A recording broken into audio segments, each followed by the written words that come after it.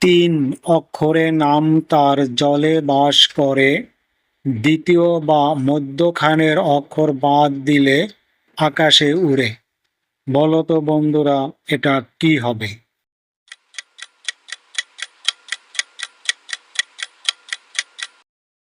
বন্ধুরা, এর উত্তর হবে শীতল মাছ এবং চিল পাখি।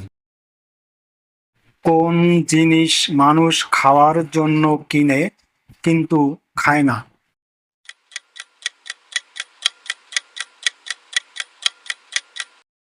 বন্ধুরা, এর উত্তর হবে থালা বা প্লেট।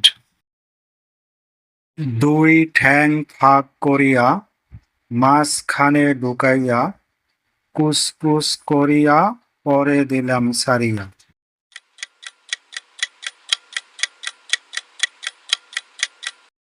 বন্ধুরা, এর উত্তর হবে সুপারি কাটার জাতা এবং সুপারি।